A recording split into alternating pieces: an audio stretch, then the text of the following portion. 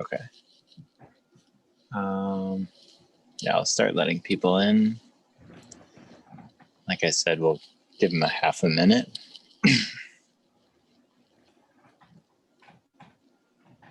Nope.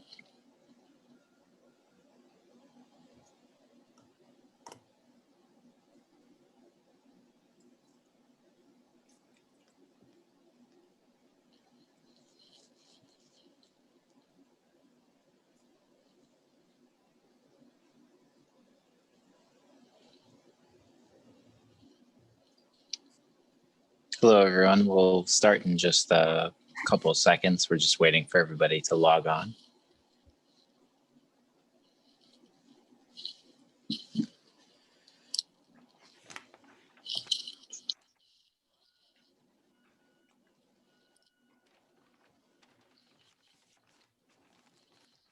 All right, we'll get started. Welcome, everyone. Thank you for logging on and attending this evening's event. My name is Matt Schumann. I am on the programming team here at Cary Library.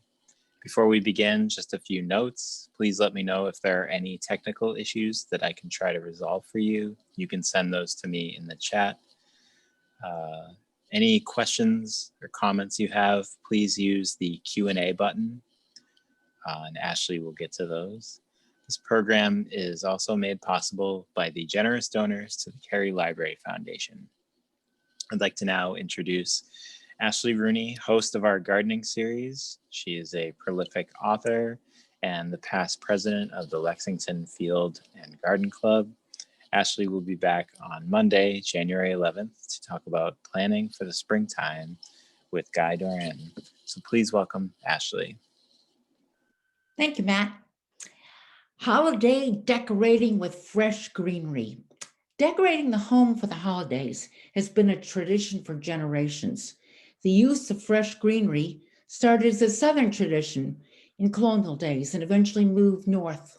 The Southern churches decorated with elaborate garlands of holly and ivy and mountain laurel and magnolias, which would be lovely, and then sprinkled all with herbs such as lavender and rosemary and bay, and even rose petals to scatter the scents throughout the display.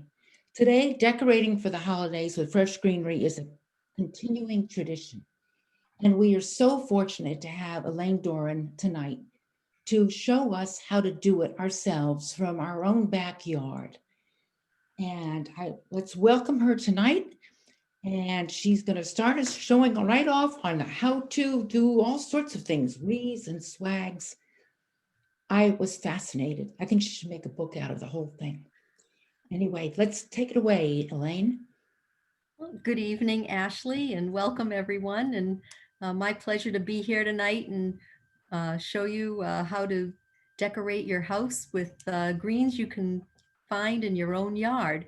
Of course, you can go purchase greens at any greenhouse or nursery, but it's kind of nice to walk around your yard and see what kind of shrubs you have, and you can take your time and cut them 5 days ahead, a week ahead, and keep them in your cold garage or shed until you're ready to work with them.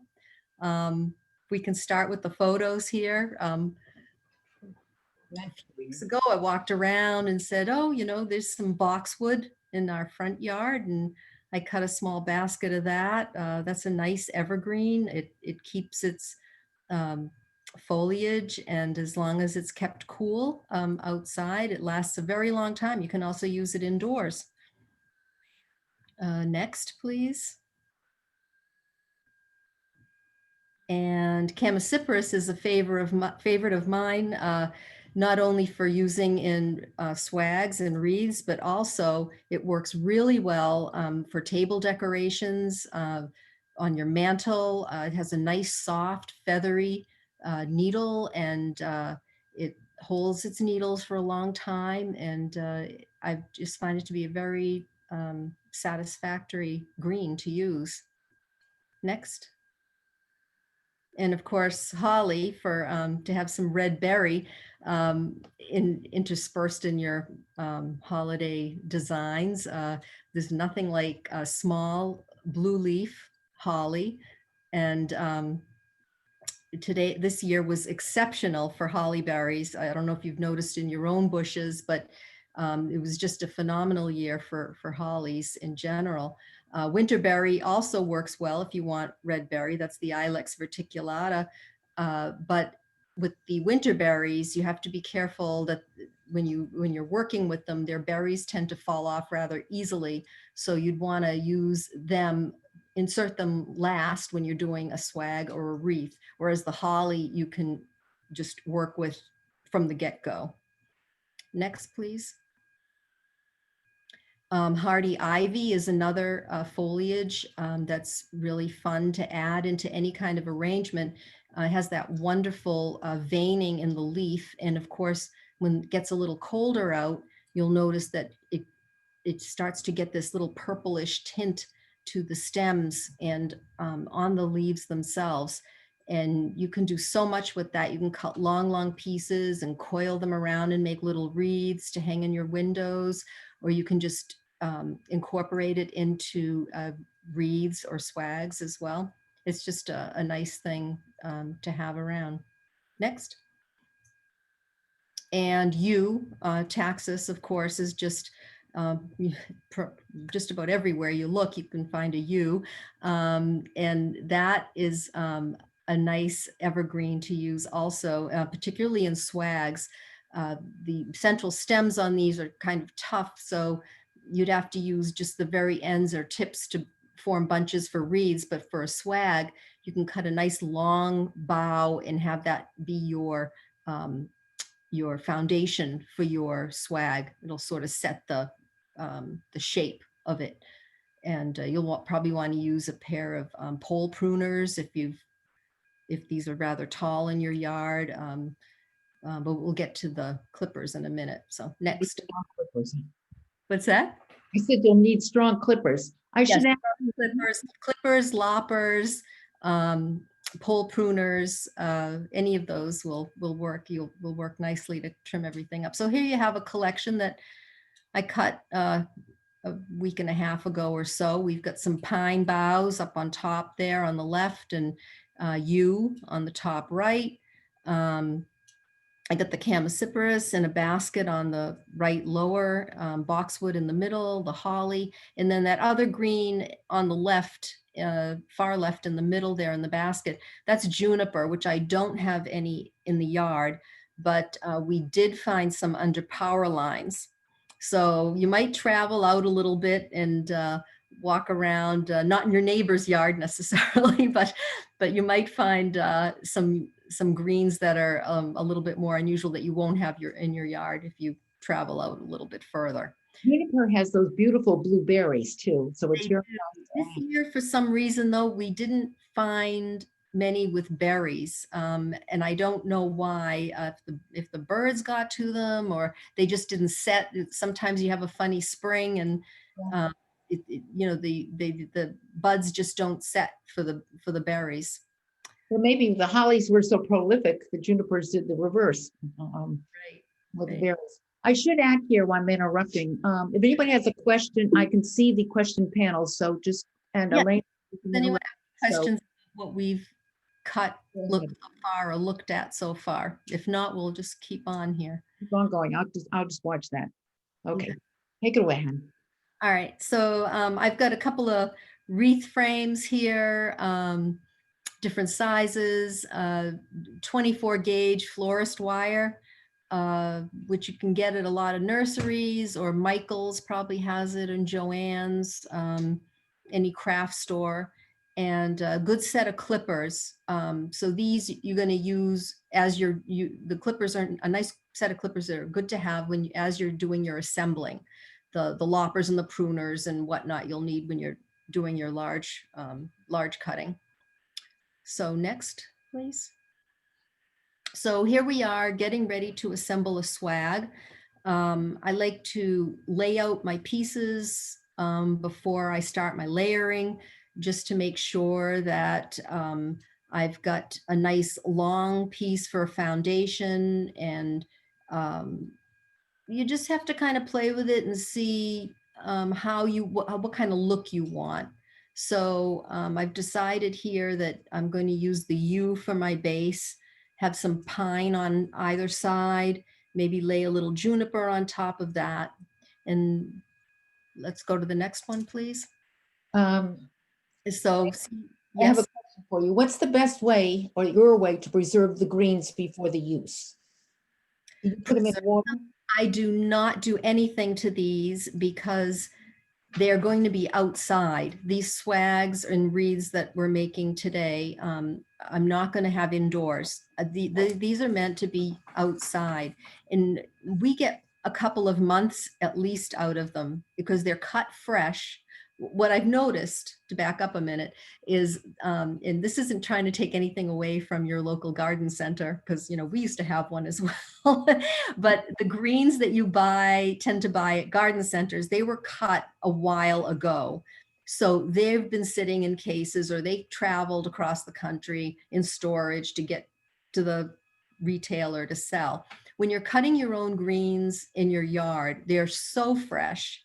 You do not have to put them in water. And I've done this for years. I've made swags for years and years and years, and just have never treated them. I don't spray them with anything. I don't put them in water, nothing. I fresh cut them. I make them within maybe 2 or 3 days of cutting them, hang them on the door.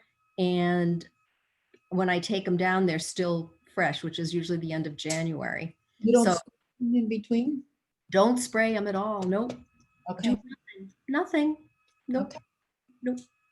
So here I'm starting. I got the yew, nice long piece of yew. It's going to be my central base in the bottom there. I've got 2 pieces of pine. The thing with pine is sometimes there's a little pitch.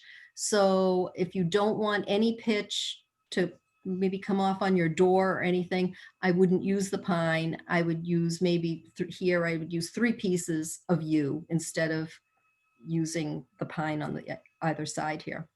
Mhm. So next, yep. So I've put the pine on either side of the yew, and I've laid a piece of juniper on top now. That's almost the same length as the yew, but a little shorter because I want some of the yew to show.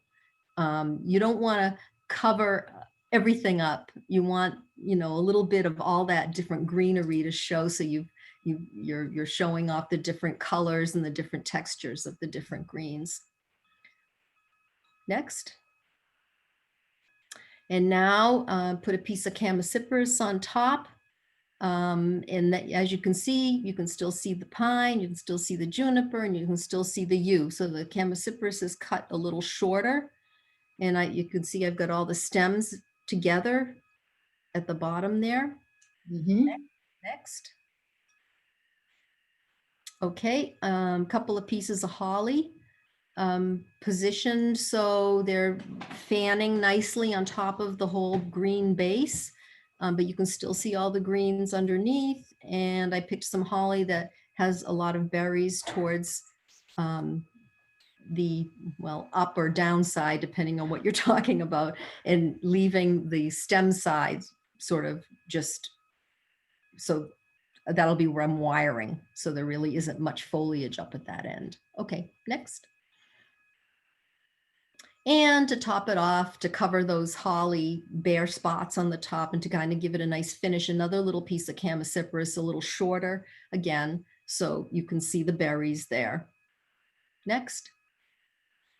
And here we are. Well, here I am wiring away here. So I take a piece of wire and off the roll, and I hold it underneath the stems with my left hand, and then I'm turning with my right hand, winding around. And as I do 2 or 3 winds around that bunch of stems, I then pull. I pull very tight, so you think it's going to break. You think the wire is going to break, but it doesn't. It's just sort of sinking into those soft stems. You can feel the wire sinking into the stems. And then you do this 3 or 4 times. So loop around 2 or 3 times, pull, loop around a couple more times, pull tight. And you're going to do that 3 or 4 times.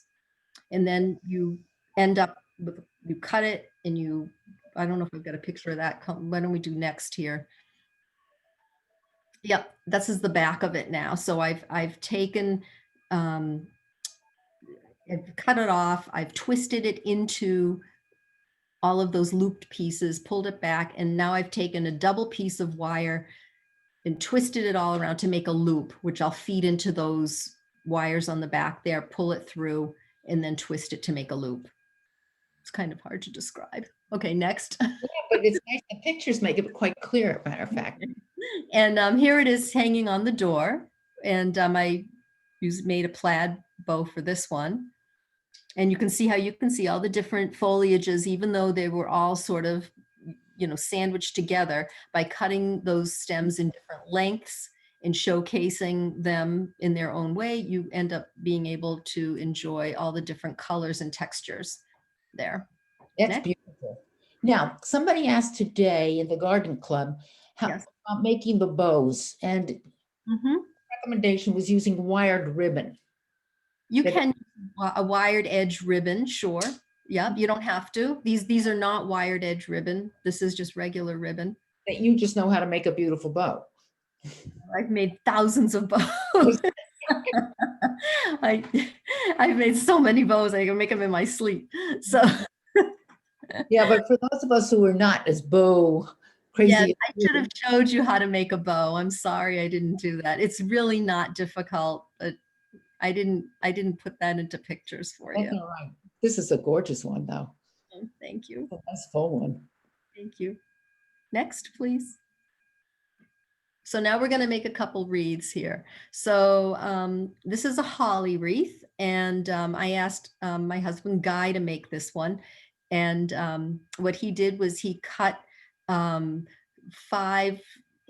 or so pieces of holly using mostly, if he had 5 or 6 or 7 pieces in a bunch, he would use 3 or 4 or 5 pieces that were just green, and then use a piece with berry on top of that.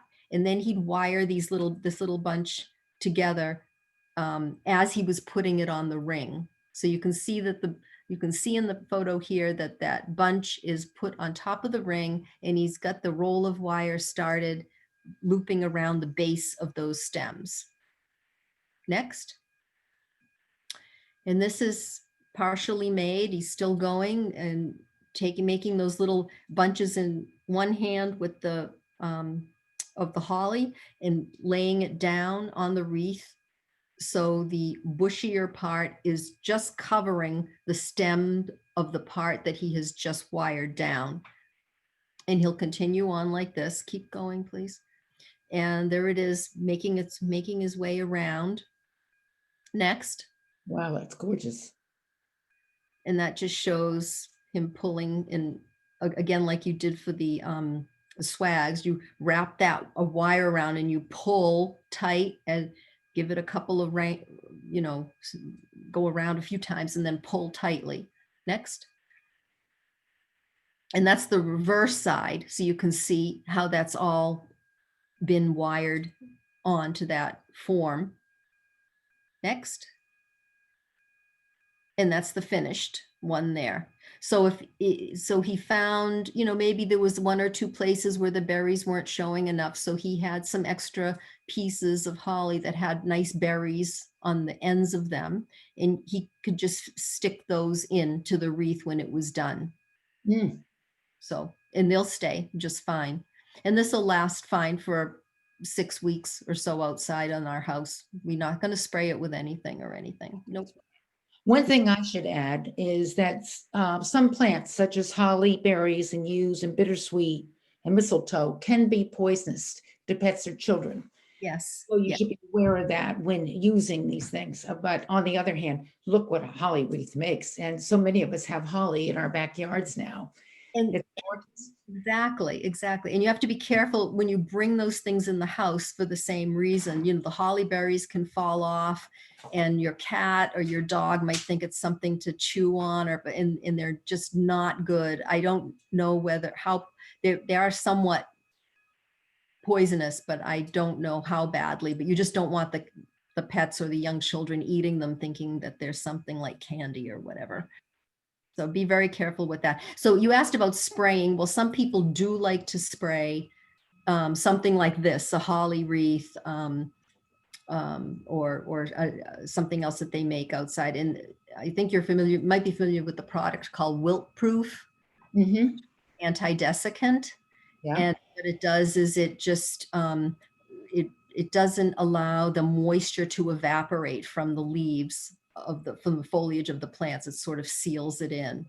Okay. So you can use wilt proof if you like. I don't, but you know, if you feel better about that, you know, you maybe hanging it in a really sunny place or something, you might want to do that.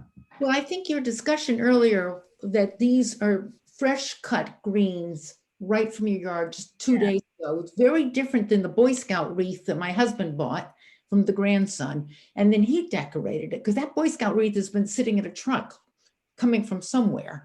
And you know, often those are, we sold thousands of pre-made wreaths at our store, and they were always very good and fresh. And it just depends on the source. It depends where you're buying them from. You know, when we were buying for our store, a guy would scout out wreath makers in Maine, and he'd go up and he'd buy them in Maine, in Vermont, and these were little cottage industries where people were cutting the greens fresh locally, and they were making the wreaths and everything. And those were always really fresh, long-lasting wreaths. I don't know where people are getting their things from now, but one thing to remember is even holly. You know, if it's from the West Coast, Yeah. it's often cut and in a box for weeks before it gets here. It might look great when you first buy it. And this was our experience too when we had our store. But you know, the box of holly would be open for selling. You'd be selling out of this box for a couple of days. And on the third or fourth day, the holly was all crispy or didn't look, you know, it wasn't pliable anymore. It was a little dry. And you know, maybe things have changed. You know, I don't know where people are getting their product from now, but when you cut from your own yard or you cut local, it's always fresher and longer lasting. But some people don't require their greens to last that long, so it doesn't matter anyways. But it's just fun to cut from your own yard and use your own things, especially a year like this year when we're not wanting to go many places. If you can walk around your yard and find some holly or some ivy and, you know, a little bit of yew or something, and you can make a little greenery for yourself. It's satisfying. It gets you out of the house, and you know, it's like winter gardening, right? And you appreciate nature in the process of doing it. And you're out there and saying, hey, maybe I'll grow another holly tree. This is really right. And bringing nature indoors is always fun, especially in the winter. very much so. Yeah. It's interesting that this fresh cut makes that much of a difference. I hadn't thought of that. Yeah, it does. It really does. But you see people who leave their wreaths up for, you know, to march on their front doors. And the wreaths, I always wonder about one house down the street, and the wreath is turned all brown and nasty. And why is it still on that front door? But you're saying you can keep yours up for a good 6-8 weeks because it's fresh greens. It's so sure. Yeah. Yeah. Okay. I don't see any questions about wreath making. Okay, please. So we can move So on. I'm making a little boxwood wreath here because I like small boxwood wreaths, and I just decided to make one. So here we are. I made a little bunch of boxwood, and I'm wiring it to a frame. Next. And I'm working my way around the frame, laying each bunch down. So the fuller part of the bunch is covering the not so full or wire wrapped stems of the bunch in front of it. Next, please. And I made a little loop hanger for the back of that, which is very easy to do. And there's the back of this one. It shows the back of it. And here, oops. Sorry. Okay, next, please. And there it is hanging on the door. Okay, so next. Does it smell like boxwood does? Yes, it does. It does boxwood. So, and boxwood is one, can you back up 1 foot more once So the thing about boxwood, that dries out really quickly. And so boxwood you buy in a store, you know, that has good shelf life. They usually sell it in plastic bags, you know, it keeps it kind of fresh until you can get it home and work with it. But if you have some around your house, and it's a good time to actually think about doing some pruning. So you could do some selective pruning on some different boxwood shrubs you might have around the house. Snip by hand.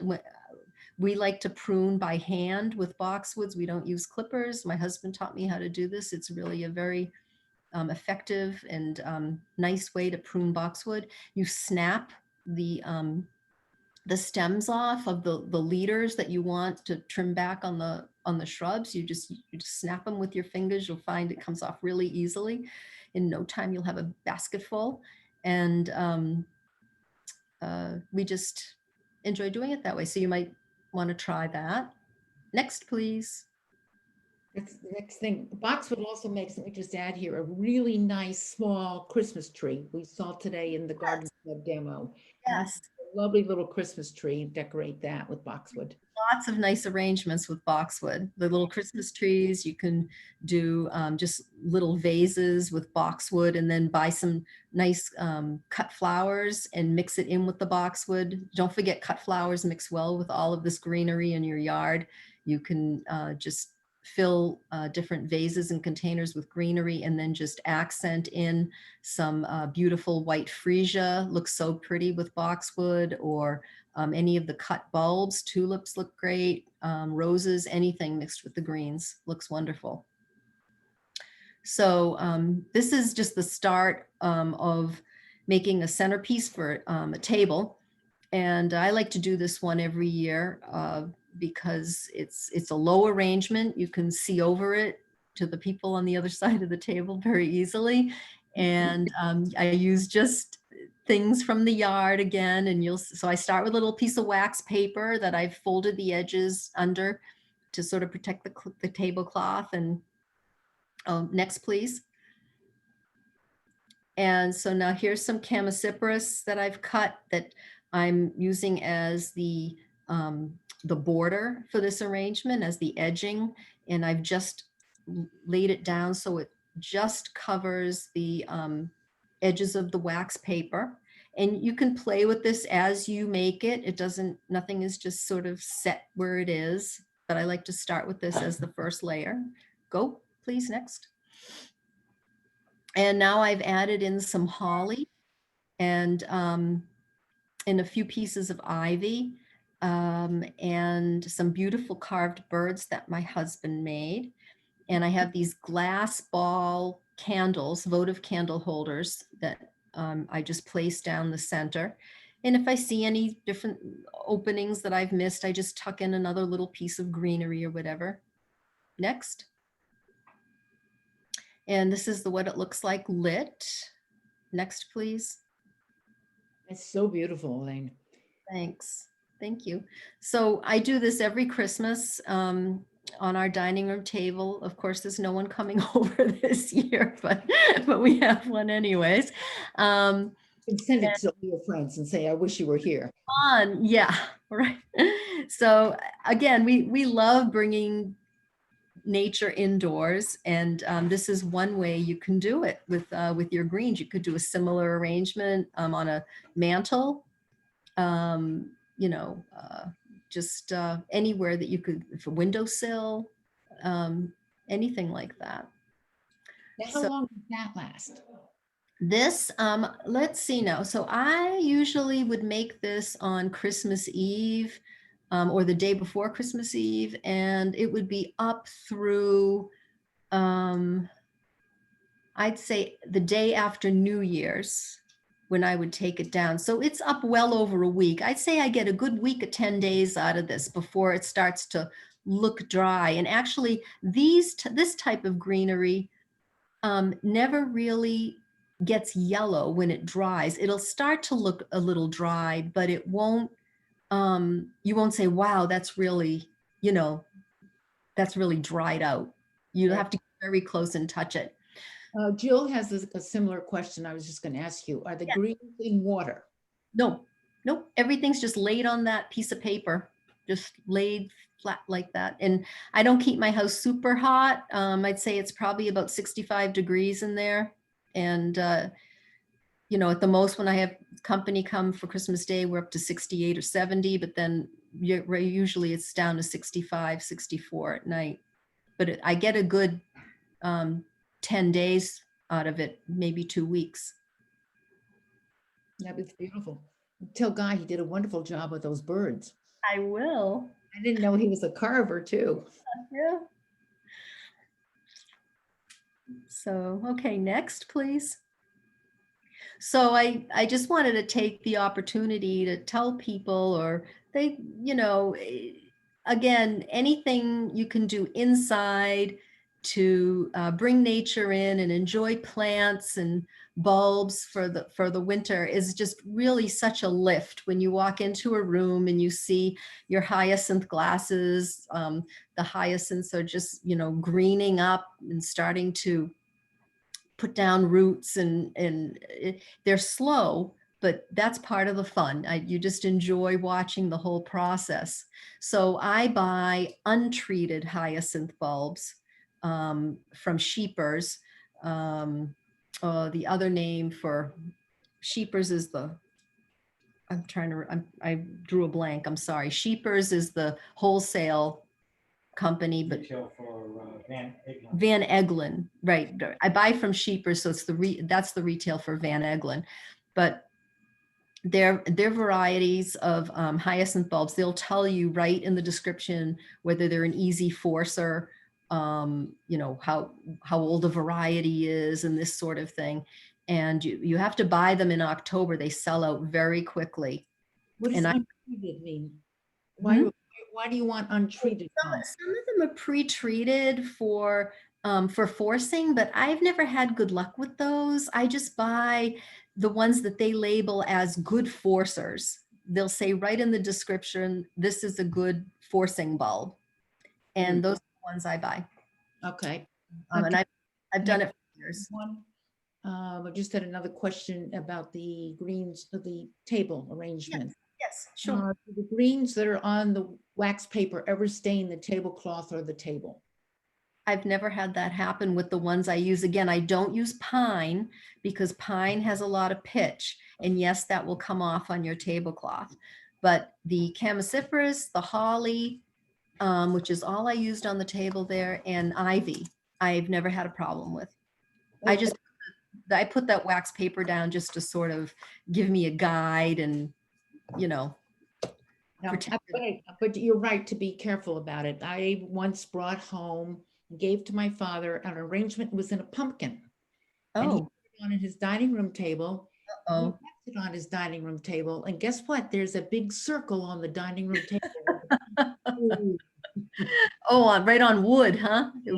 Yeah, That's not a good idea. to wood. Well, you know, I don't know now whether if you put those greens directly onto wood, whether that would be a good idea, because they might do something like that, something organic laying onto and with some moisture content laying onto wood might stain. So on a tablecloth, though, I've never had that problem. Okay, that's what I think. And Jill wants to know where the beautiful hyacinth glasses come from. Well, all of those are old ones that we've collected over the years. So we just find them here and there. When we're out and about, I probably got these in the early 90s, maybe the 80s. Have had them a long time.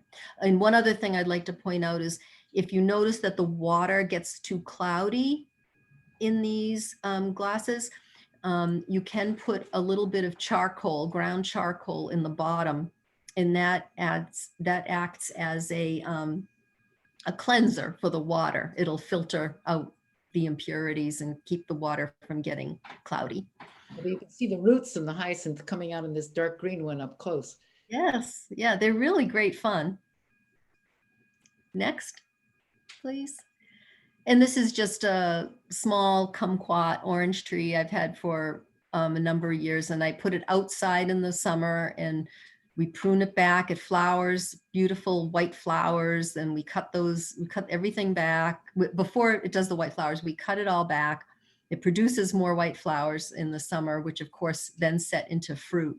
And then I bring it in September and put it in a sunny window. And that's just another fun thing to have, to look at when you're, when you're housebound, when you can't get out in the garden. And it's snowing out there. I mentioned to Elaine, I babysat a kumquat all summer.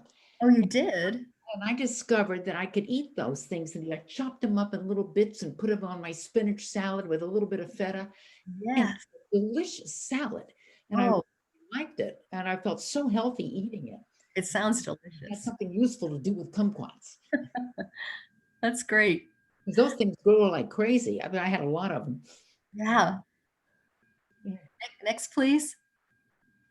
And this is just a little decoration arrangement that I put into a kitchen window. So over the kitchen sink, I've got a little bit of Christmas going on there with some Swedish decorations. You used to sell a lot of Swedish ornaments in the store. We did. Yeah. Yeah. And Next, please. And there's just some paper whites. So you can, paper whites, a lot of people start paper whites. Some people don't like the smell of them. I find that if you have them in a really warm room, the scent is overpowering. My living room happens to be rather cool. It's probably never gets much above 62 degrees in there because we have an old house. So I never really smell them unless I get up close to them. They're not overpowering at all.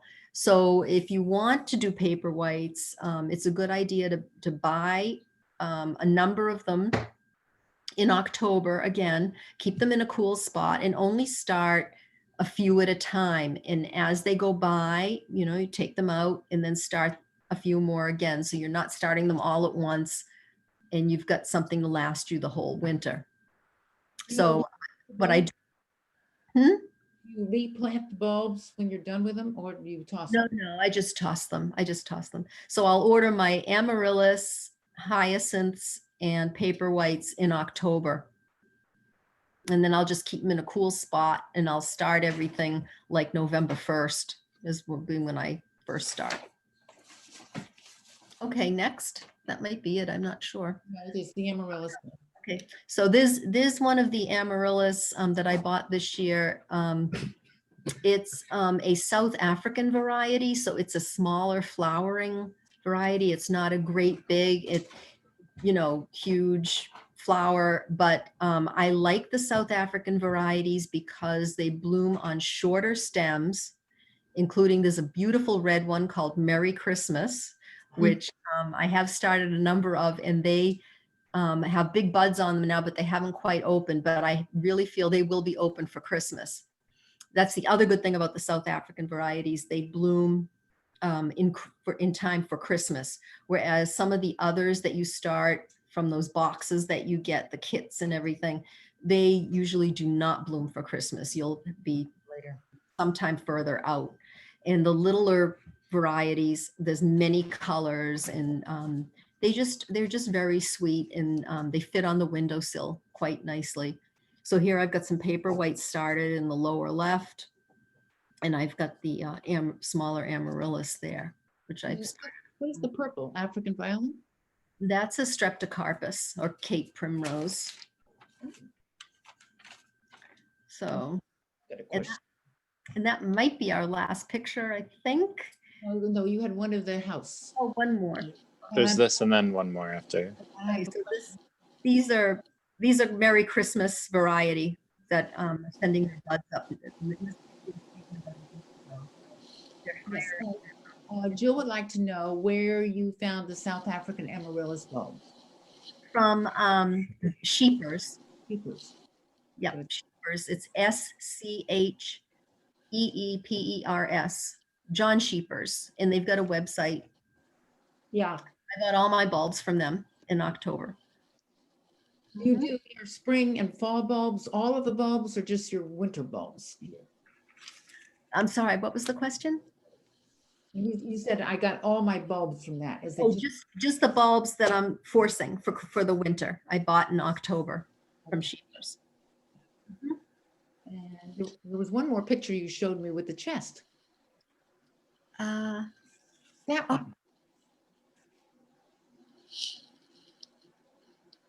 one. so There's anybody who can know what the name of this is. this is just our plant room at our house, and we've got a few things going on here. There's a little terrarium in the back, a Wardian case, what they call a Wardian case, and it's like a mini greenhouse.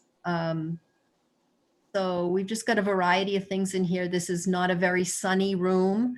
The window that the Amaryllis is in will get some sun until about maybe noontime in the winter. But basically, this is an east facing room. So African violets, orchids, foliage plants do better here than anything that needs full sun. I have to use the living room for full sun lovers. Can I ask a question about this room? Yes. How do you how is it like in the winter? Does it end up being like It's very really cold? Yes.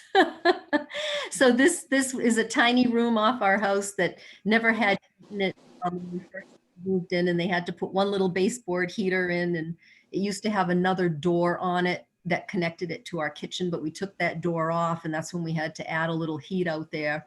It has an entrance to the patio from this room as well. It has an old door that goes out to the patio. So the plants are okay in the winter like that? They actually, the plants that are here actually prefer cooler temperatures. Oh. Matt? Could you repeat that? The audio dropped out a little bit. Oh, no, we've found that the plants that we keep in this room actually prefer the cooler temperatures. They don't necessarily need to be, in 75-degree. It's never 75 back there. I'd say it's at the most, it's 65 at the very most. Oh, I've been working on a houseplant article, and we're supposed to keep them cool generally, except for the real tropicals. So that's a good plant area for them. Susan Navia wants to know how you would approach putting greens in an outdoor container. Okay, so you'll want to do that before the soil freezes. So I think it's still okay. I don't think we've really had a hard freeze yet at all. So if you have your outdoor container and you'd fill it with soil, or maybe it's already filled with soil from your annuals that you've had in there all summer and you've pulled your plants out, you will cut some greens in your yard or go purchase some greens and start with your longest pieces first, and sort of, it's like making a flower arrangement. You'll create your line with those long pieces, and then you will fill in with other foliage. I'd probably, this of course is all just what appeals to you. It's kind of hard to impose, what I like on somebody else, but if it was me, I would probably buy 3 or 4 different types of foliage, similar to how we made the swag. And you'll have different green colors and different textures, and then you want to accent in with some type of berry, whether it's the winter berry, the Ilex Particulata, which you can buy, or you want to cut some pieces of holly from your yard or buy holly. But if you use the West Coast holly, I'm just going to, there's a small thing to beware of. Sometimes the West Coast holly in the temperatures here on the East Coast, when it freezes here, it will turn black. So that's you might not want to use West Coast holly. You just want to be careful that the holly you buy is not from Oregon or California or whatever, because it will turn black in our freezing temperatures here. So so yeah, greens, just greenery, and just stick those stems into the soil Make sure this, your pot is filled with soil and it's good and firm with soil. It's not really loose. And then just stick your stems in there and create your arrangement. Elaine, another woman would like to know, could you use sand in the outdoor flower pot instead of soil? Oh, sure. Yep, you could. Very well. Yep. Okay, I think that answers two questions. I think that answers Anne's questions too.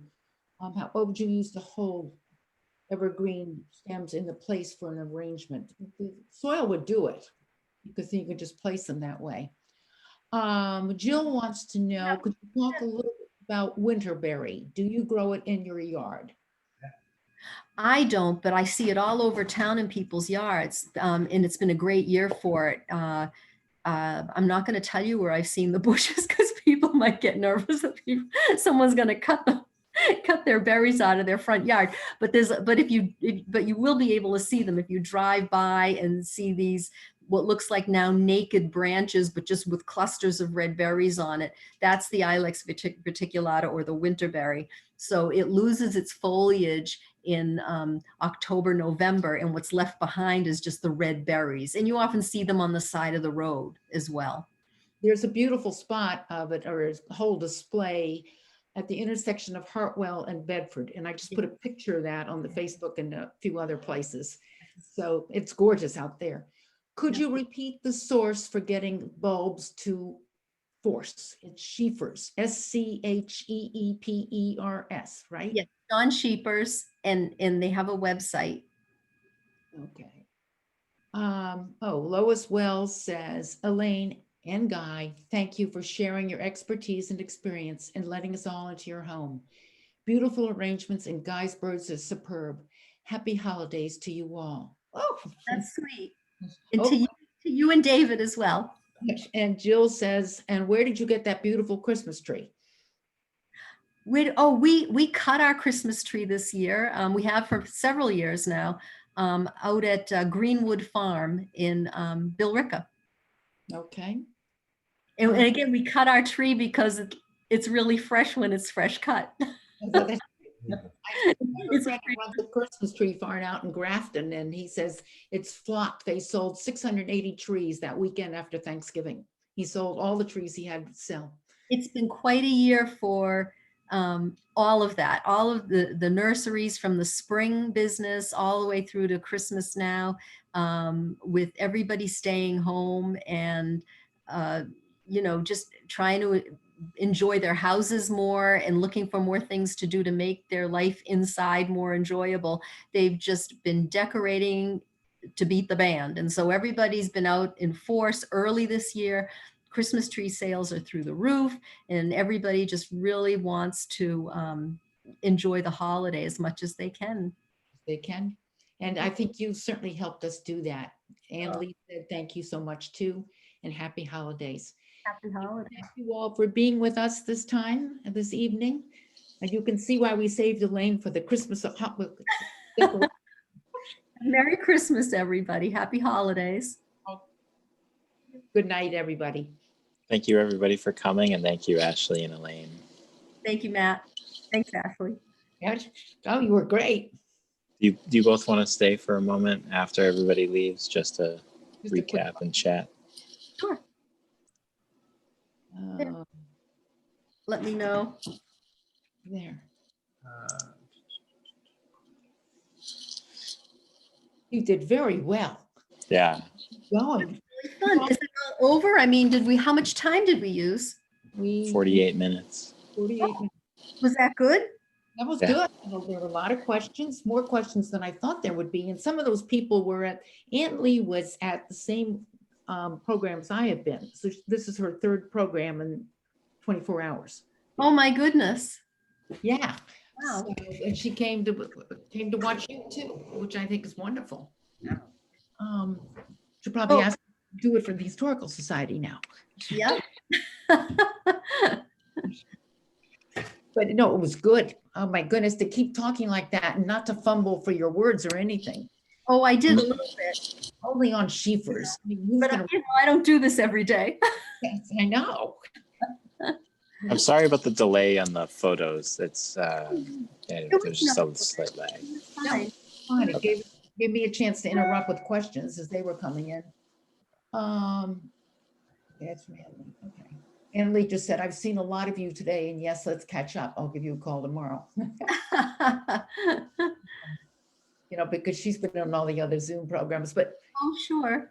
you should get your mother to watch this when it's the YouTube. Yeah, I'll send you all the link after. Okay. I think it would put her in a Christmassy spirit. I mean, it's so much harder for our elders,